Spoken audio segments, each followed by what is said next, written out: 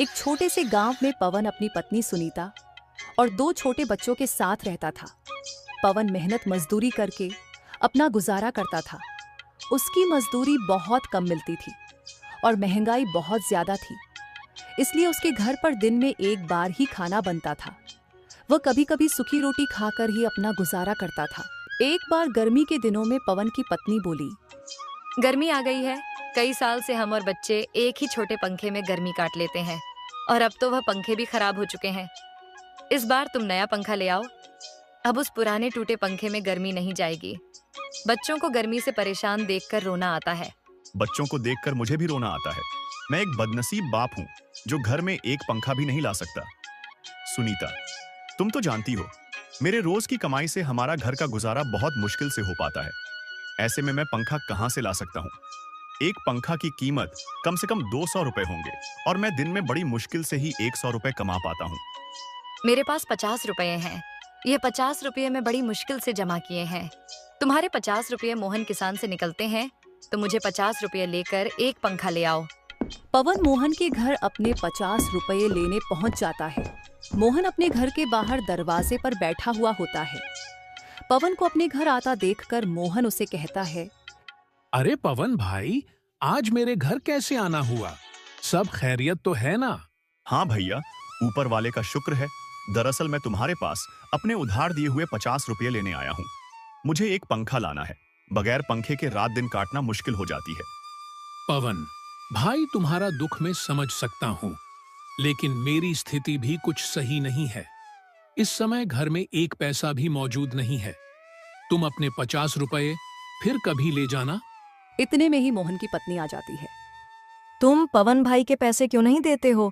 ऐसी गर्मी भरी रात बगैर पंखे के कैसे काटते होंगे? पवन भाई, मेरे पास यह 40 रुपए हैं, तुम इन्हें ले लो। बचे हुए 10 रुपए मैं तुम्हें बाद में दे दूंगी। पवन 90 रुपये लेकर पंखे की दुकान पर पंखा लेने जाता है। दुकान वाले बहुत सारे पंखे दिखाता है, लेकिन कोई भी पंखा 100 रुपए से कम नहीं होता। सेठ जी, मेरे पास केवल 90 रुपए हैं। आप मुझे कोई सस्ता सा पंखा दिखा दो। अरे भाई, 100 रुपए से नीचे कोई पंखा नहीं है। सेठ जी, मुझे यह 100 रुपए वाला पंखा दे दो। मैं तुम्हें 10 रुपए 2-4 दिन में लौटा दूंगा। हम ऐसे कंगाल को उधार नहीं देते। कौन पीछे पीछे फिरे? जाओ अपनी राह लो। 1 घंटा खराब करवा दिया। जेब में 90 रुपए लिए हो और पंखा लेने चला है 100 रुपए वाला। बेचारा सेठ की बात सुनकर निराश होकर घर की ओर निकल जाता है। रास्ते में वह सोचते जाता है, कितनी हैरानी की बात है। मैं सारा दिन काम करता हूँ, उस पर भी घर में कोई आराम का साधन नहीं है। ठंड में ठंड से परेशान और गर्मी में गर्मी से परेशान रहते हैं और ना ही कभी पेट भर खाना मिल पाता है।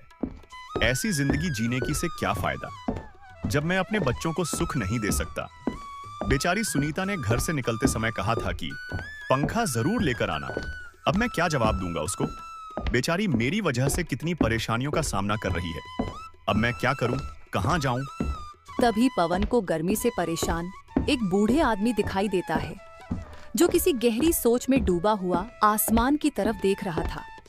उस बूढ़े आदमी को देखकर ऐसा मालूम हो रहा था जैसे वह बहुत बड़ी मुसीबत में है, लेकिन पवन उसे देखकर आगे बढ़ जाता है। थोड़ी दूर जाने के बाद पवन सोचने लगता है, मैं कितना निर्दय हूँ, उस बुजुर्ग आदमी को गर्मी से परेशान देखते छोड़ आया। कहीं वह बूढ़ा आदमी गर्मी से मर ना जाए। पता नहीं उसने कुछ खाया होगा भी या नहीं। कितना बुरा होगा अगर मैं उसे इस हालत में छोड़कर चला गया। मुझे उसकी मदद करनी चाहिए।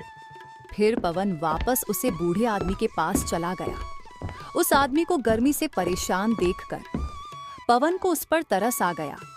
फिर वह उस आदमी से बोला, बाबा, आप इतनी गर्मी में यहाँ क्यों बैठे हैं? क्या आपको कोई मदद चाहिए? बेटा, मदद तो मुझे चाहिए, लेकिन तुम मेरी क्या मदद करोगे? तुम्हारी कपड़े तो खुद तुम्हारी कहानी बता रहे हैं। बाबा, मेरे बस का हुआ तो मैं आपकी मदद जरूर करूंगा। ज्यादा ना सही तो थोड़ा बहुत तो कर ही दूंगा। बेटा, मैंने एक शुद्ध खोर से ब्याज पर पैसे लिए थे, लेकिन मैं समय पर उसके पैसे नहीं दे पाया। इसलिए उसने मुझे मेरे घर छीन लिया और मुझे बेघर कर दिया। मेरे पास इतने पैसे नहीं हैं कि मैं उस शुद्ध कोर को पैसे देकर अपना घर वापस ले सकूं। ना ही मुझसे अब कोई काम हो पाता है। जो उसके पैसे कमाकर दे सकूं। बाबा, आपके बच्चे नहीं हैं? बेटा, मेरे 2 लड़के हैं। मैंने उन्हें दिन रात मजदूरी करके पढ़ाया था। जब उनकी नौकरी लग गई तो वह मुझे छोड़कर शहर चले गए। वहां जाकर उन्होंने अपना घर बसा लिया और मुझे भूल गए। एक दिन आए थे। दोनों भाई मुझसे मिलने नहीं, बल्कि मेरे जमीन बेचने। बड़ा बेटा कह रहा था कि पिताजी, मुझे शहर में बिजनेस शुरू करना है, इसलिए मुझे पैसे की बहुत जरूरत पड़ रही है। और छोटे बेटे को भी एक फैक्ट्री खोलनी थी, इसलिए दोनों भाइयों ने मेरी सारी जमीन बेचकर आधे आधे पैसे लेकर शहर चले गए और फिर कभी वापस नहीं आए। ये कहते कहते बूढ़ा आदमी रोने लगा। पवन ने किसी तरह उन्हें चुप कराया। बाबा, मेरी पत्नी मेरा इंतजार कर रही होगी। मैं आज उससे वादा किया था कि आज मैं पंखा लेकर आऊंगा, लेकिन मैं उसके लिए पंखा तो ना ला सका। इसलिए अब तुम एक काम करो, यह पैसे तुम ले लो। इन पैसों की मुझसे ज्यादा तुम्हें जरूरत है। हमारे पास पंखा ना सही, घर तो है, तुम्हारे पास वह भी नहीं है। अगर तुम और ज्यादा देर घर से बाहर रहे तो तुम्हारी हालत बिगड़ सकती है। इसलिए यह पैसे तुम उस सूदखोर को दे देना और उससे अपना घर वापस ले लेना। वह आदमी पवन से पैसे ले लेता है और पवन से कहता है, बेटा, तुम सच में बहुत नेक और अच्छे इंसान हो। आज जब तुम खुद अपनी परेशानियों से डूबे हुए थे, तब भी तुमने बिना किसी स्वार्थ के मेरी मदद की। यह तो गुण है जो किसी सच्चे इंसान में होता है। ईश्वर तुमसे हमेशा खुश रहे। तुम्हें इसका कोई अच्छा फल जरूर मिलेगा। मैं दुआ करता हूं कि तुम्हारी जिंदगी में कभी कोई कमी ना आए और तुम्हें हर खुशी मिले। ईश्वर हर पिता को ऐसे नेक और समझदार औलाद दे जो किसी के काम आ सके। तुम जैसे औलाद किसी भी बाप के लिए बड़े ही गर्व की बात होती है। वह बुजुर्ग आदमी पवन को बहुत दुआ देता है और फिर वहां से चला जाता है। पवन को उस बुजुर्ग आदमी की मदद करके आज बहुत खुशी मिल रही थी, लेकिन दूसरी ओर उसे दुख भी था, क्योंकि वह अपनी पत्नी के लिए पंखा नहीं ला सका। लेकिन उसे इस बात की तसल्ली भी थी कि उसने खुद की गरीबी के बावजूद एक नेक काम किया है। ये सोचते सोचते पवन भी अपने घर चला जाता है। जैसे ही उसकी पत्नी पवन को देखती है तो वह उससे कहती है, मैं कब से तुम्हारा इंतजार कर रही थी। तुम्हारा राह देखते देखते मेरी आंखें दुख गईं। दिल में अजीब अजीब ख्याल आ रहे थे कि कहीं कोई अनहोनी ना हो गई हो। सुनीता, तुम भी जरा जरा सी बातों की चिंता करने लगती हो। अरे, जब आदमी घर से बाहर होता है तो समय लग ही जाता है। मैं मोहन के पास गया था पैसे लेने, लेकिन उसने पैसे देने से इनकार कर दिया। पर उसकी पत्नी ने हमारी मजबूरी देखकर 40 रुपए दे दिए थे। क्या बस 40 रुपए ही दिए? तुम पूरे 50 रुपए लेकर क्यों नहीं आए? जब उधार लेने आया था तब तो बड़ा भला बन रहा था, और जब पैसे लौटाने का वक्त आया तो आनाकानी कर रहा है। तुम 10 बार उसके घर पैसे लेने चले गए, तब जाकर उसने तुम्हें 40 रुपए दिए हैं। अब न जाने 10 रुपए कब देगा। और पंखा का क्या हुआ? सुनीता, मैं जब पंखा लेने गया था, लेकिन कोई भी पंखा 100 रुपए से कम नहीं था। मैंने पंखे वाले से 10 रुपए उधार देने के लिए भी कहा, लेकिन उसने उधार देने से साफ इनकार कर दिया। आज के जमाने में कोई किसी को बिना कुछ फायदे के कोई चीज नहीं देता। अगर तुम उससे ब्याज पर 10 रुपए की उधारी करते तो वह तुरंत दे देता। लेकिन तुमने सही किया जो पंखा नहीं लिया। 10 रुपये की तो बात है, 2-4 दिन में इकट्ठे हो जाएंगे। लाओ 90 रुपये, मैं उन्हें संभाल कर रख देता हूँ। जब पंखा लाओगे तो दे दूंगी। सुनीता, उन 90 रुपए में से 80 रुपए मैंने एक बुजुर्ग आदमी को दे दिए। उसे पैसे की बहुत जरूरत थी, वह गर्मी से परेशान था। अगर मैं उसकी मदद नहीं करता तो शायद वह जिंदा ना रह पाता। फिर पवन ने विस्तार से सारी बात सुनीता को बताई। पवन की बात सुनकर सुनीता बोली, तुमने बहुत अच्छा किया जो उस बुजुर्ग आदमी को दे आए, लेकिन तुम्हें पता होना चाहिए कि जो दिया घर की रोशनी के लिए होता है उसे मंदिर में ले जाकर नहीं जलाया जाता। अब इस गर्मी भरी दिन में हम अपने बच्चों को क्या कहेंगे? भला इस गांव में कौन ऐसा आदमी है जो तुम्हारी 1 रुपये की हुई मदद कर दे? तुम बिल्कुल सही रहती हो सुनीता, मैं तुम्हारी बात से पूरी तरह सहमत हूँ। लेकिन वह बेचारा बुजुर्ग आदमी हमसे ज्यादा मुसीबत का मारा था। तुम चिंता ना करो, ईश्वर ने चाहा तो हमारे पंखे का भी कहीं ना कहीं से इंतजाम हो ही जाएगा। चलो, तुम मेरे लिए खाना लगा दो, बहुत जोर की भूख लगी है। आज तो घर का आटा भी खत्म हो गया है। 4 रोटी का आटा बचा हुआ था, 2 रोटी बच्चों ने खा ली और 2 रोटी मैं आपके लिए रख दी। और तुमने क्या खाया सुनीता? तुम भूखी हो। मैं भी बच्चों के साथ एक दो निवाला खा लिए थे। फिर सुनीता पवन के लिए खाना लगा देती है। जैसे ही पवन खाना खाने बैठता है, उतने में ही कोई घर का दरवाजा खटखटा आता है। सुनीता घर के बाहर जाकर देखती है तो एक बूढ़ी औरत खड़ी थी। वह सुनीता से कहती है, बेटी मुझ पर दया करो। मैं कल से कुछ नहीं खाया है, इसीलिए मेरी हालत बहुत खराब हो गई है और मेरे पास खाने के लिए कुछ भी नहीं है।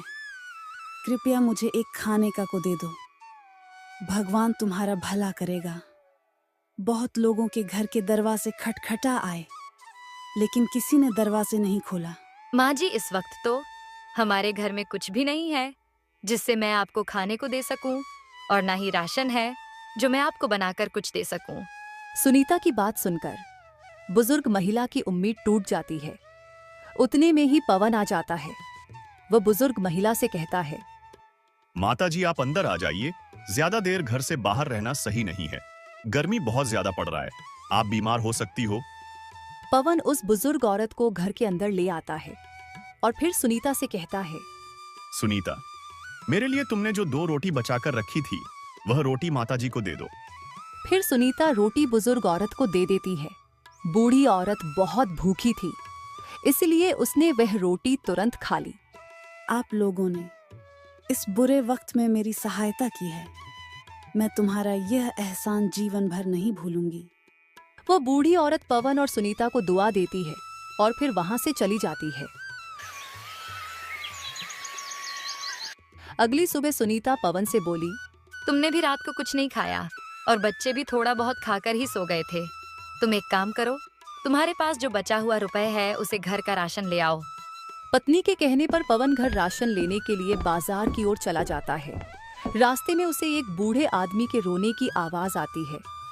वह बूढ़ा आदमी अपने बेटे से कह रहा था, बेटा तू मेरा क्यों नहीं सुनता है? कितने दिन से कह रहा हूं कि मेरी बीमारी बढ़ती ही जा रही है। तू मुझे किसी हकीम के पास ले चल। पिताजी, मैं आपके इलाज के लिए पैसे कहां से लेकर जाऊं? आप तो जानते ही हो मेरे पास एक भी पैसे नहीं है। फिर भी आप बार बार कहकर मुझे शर्मिंदा क्यों करते हो?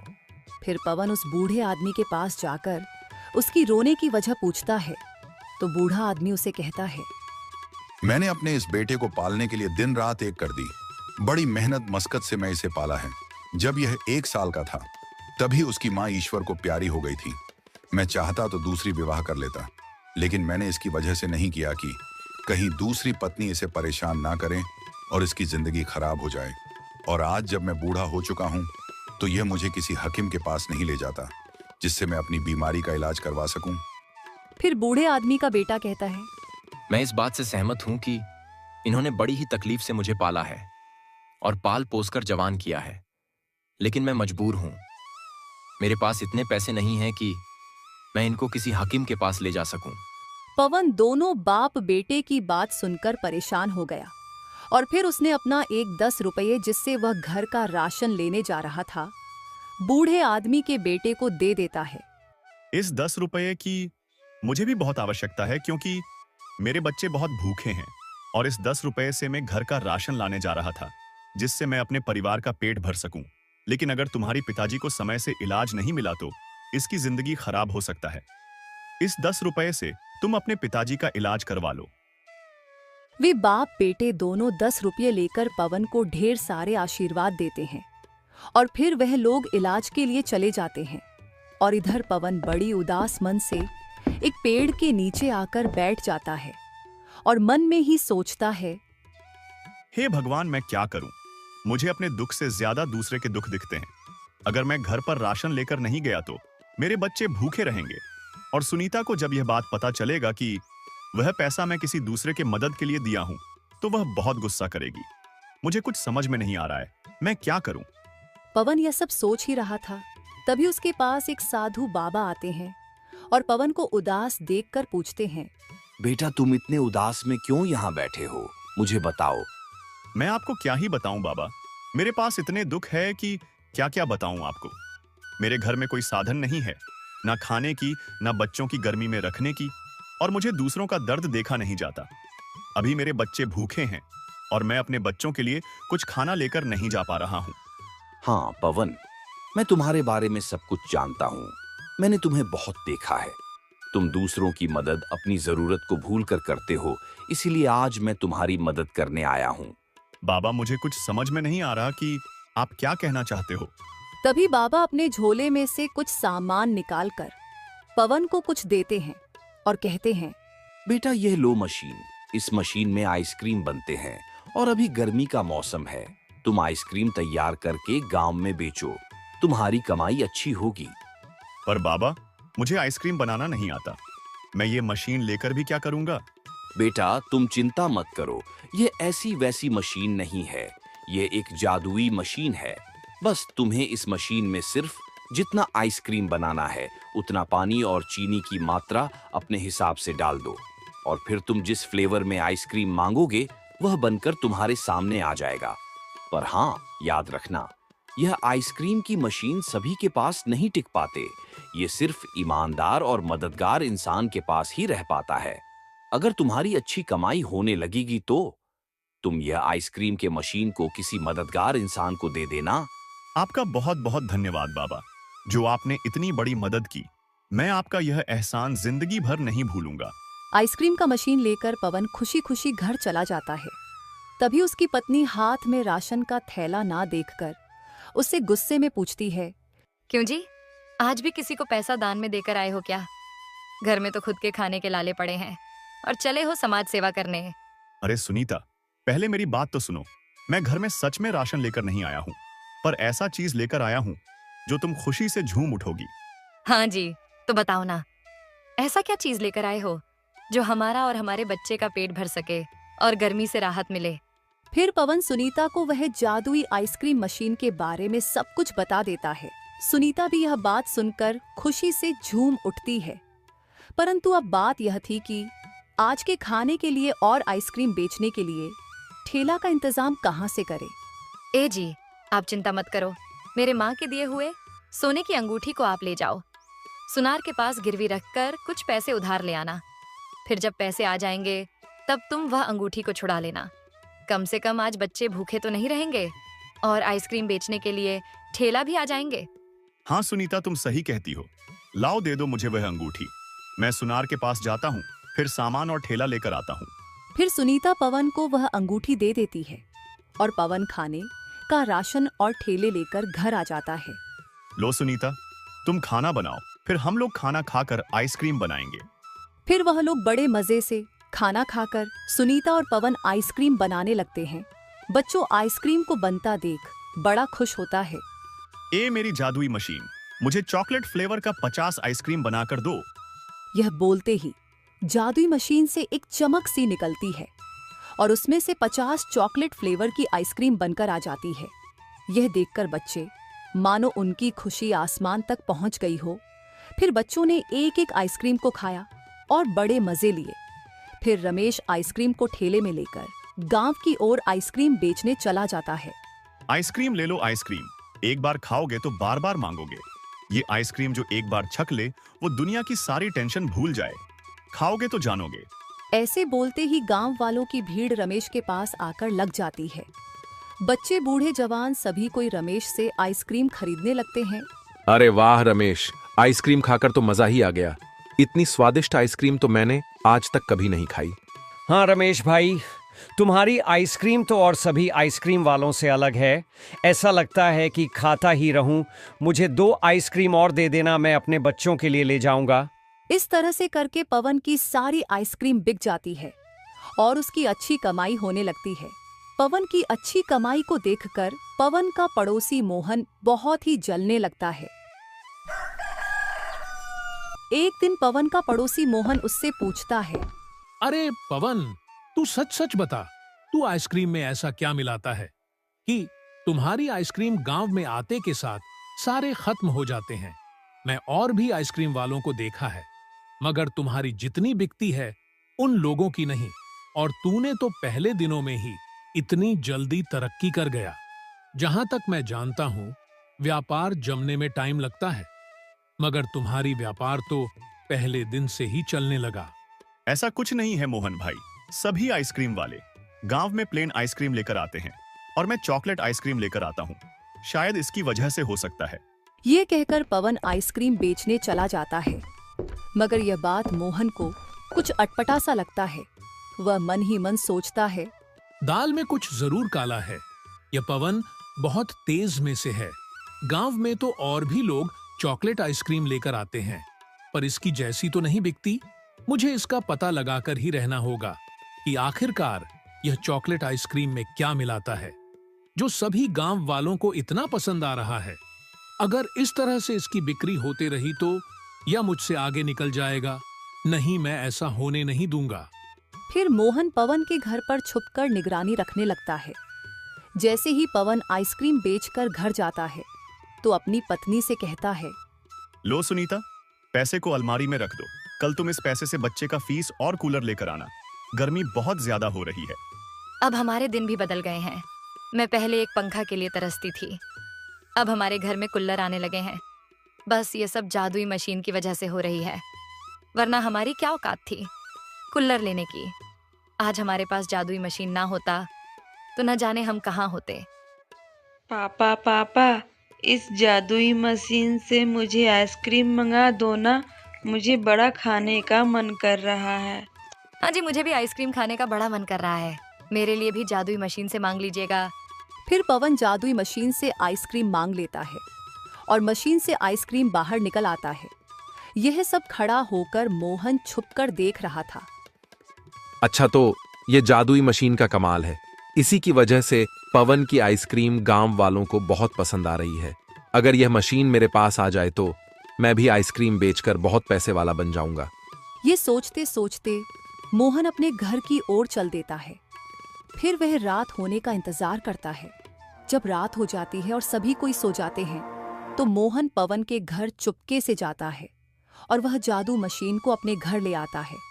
और इधर सुबह होते ही पवन और सुनीता आइसक्रीम वाले जादुई मशीन को खोज खोज कर परेशान होते हैं। अरे सुनीता, अच्छे से खोजो, घर में ही होगा। अजी, मैंने सब जगह देखा पर कहीं नहीं मिल रहा है। मोहन आइसक्रीम बनाने की कोशिश कर रहा था। उसने लालच में आकर मशीन में बहुत सारी दुर्लभ सामग्री डाल दी। जैसे ही उसने बोला, ये जादुई मशीन मुझे 50 आइसक्रीम निकाल कर दो, मशीन तेजी से घूमने लगी और अचानक उसमें से ठंडी बर्फीली लपटें निकलने लगीं। पूरा परिवार ठंड से जमने लगा और लोग परेशानी में आ गए। अब मोहन समझ गया कि जादुई चीजें बिना ईमानदारी के काम नहीं करती, लेकिन तब तक बहुत देर हो चुकी थी। मशीन बेकाबू हो गई। सभी परिवार बर्फ से जम रहे थे। तभी एक ज्ञानी साधु ने आकर कहा, बेटा, यह जादू तेरे कर्मों का फल है। जब तूने इसे चुराया तब तुझे लगा कि सब कुछ तेरा हो गया, लेकिन जादू हमेशा सच्चे हाथों में फलता फूलता है, बेईमान हाथों में नहीं। मोहन को अपनी गलती समझ में आई। उसने माफी मांगी और मशीन को पवन को लौटाने का फैसला किया। जैसे ही उसने मशीन लौटाई, परिवार वाले बर्फ पिघलने लगे और सब कुछ पहले जैसा हो गया। ये घटना मोहन को जिंदगी भर के लिए सिखा गई कि चोरी का फल कभी मीठा नहीं होता, बल्कि वह खुद के लिए बर्फीली तबाही लेकर आता है।